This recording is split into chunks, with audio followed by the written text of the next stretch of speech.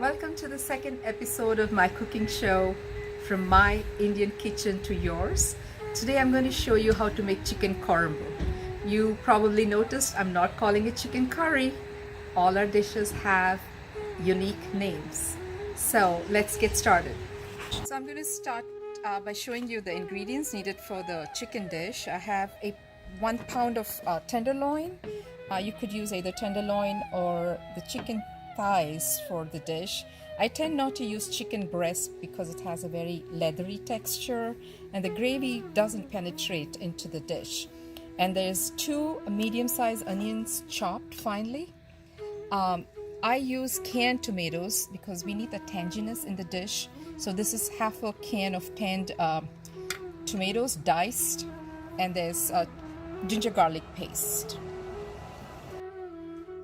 I've seen a lot of curry powders in the general grocery store, and I suspect that the curry powder is made by putting together the coriander seeds, the cumin seeds, the fennel, and then the dried red chilies and turmeric.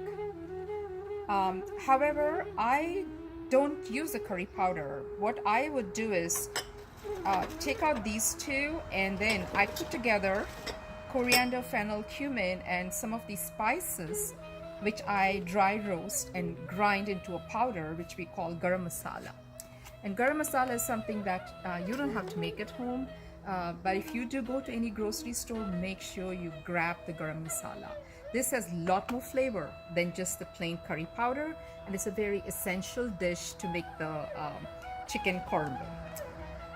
So in all of the conversation about fine dining and some of the shows that we see, there's so much emphasis on the presentation of the dish.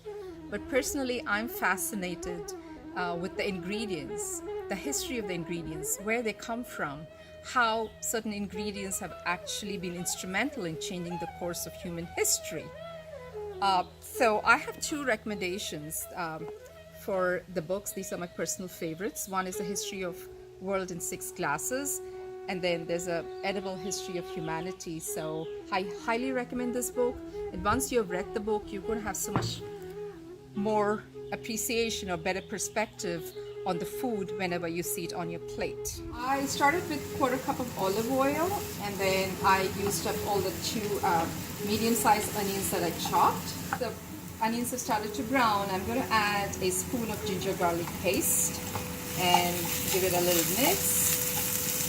The rawness of the ginger and garlic has to go before you add the tomatoes. And now I'm going to add the canned tomato, half a can tomatoes. And you can fry this a little bit before you add the rest of the ingredients. Now that the onions and the tomatoes have been mushed up, this is the basis for the gravy. I'm going to add first the curry powder part of the ingredients. I'm going to show you each of the individual one, but you could add the curry powder. So this is going to be 1, 2, and 3. The way I measure my ingredients is just to see if it's kind of fully covers the dish. So there is the chili powder. And then I'm going to use 2 full spoons of coriander powder. I'm going to use some cumin, equal amount of cumin, maybe 2 spoons of cumin.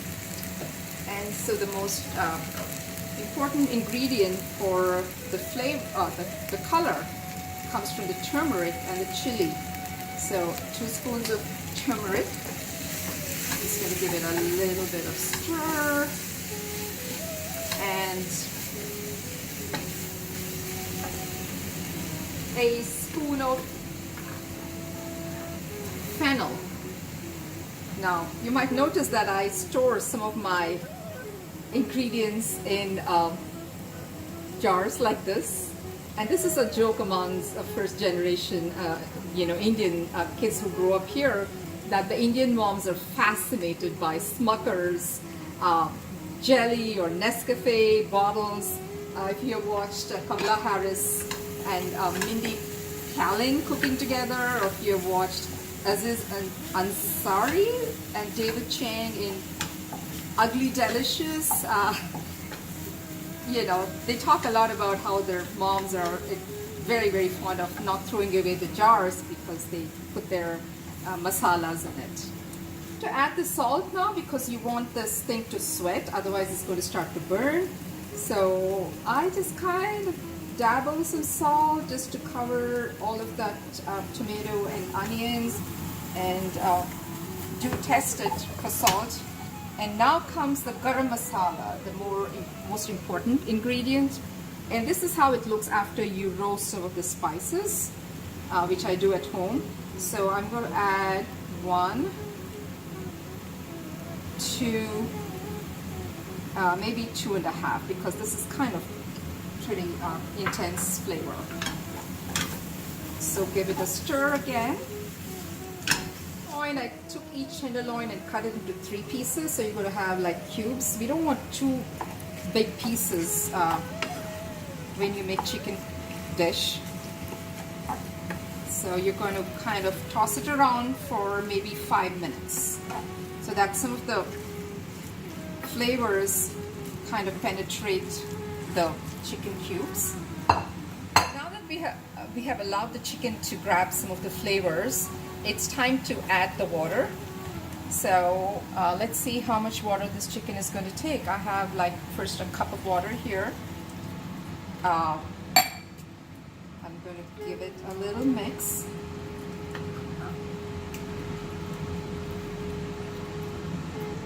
And I think that should be enough, because once you put the lid on, the onion is going to sweat. The chicken, the meat itself has some hydration in it, and some of the water from the meat is going to come. And so we just have to make sure it's kind of submerged in the gravy. And of course, I'm going to say that if you don't tolerate the hotness from the chili, you may want to use less of it. I think I used around 3 spoons mild chili powder. You may want to just cut it back to maybe 2, or if your children are eating, maybe 1.5 spoons. So now I'm just going to kind of close this, and might take probably around 15 minutes to cook, but you want to kind of open it from time to time to make sure it has enough liquid. So I think it's done now, so I'm going to finish off the dish by just adding some cilantro to it. And you can serve this with rice, or the rotis, we call it, the chapatis, whatever. Thank you for allowing me to share my passion for cooking with you. Namaste.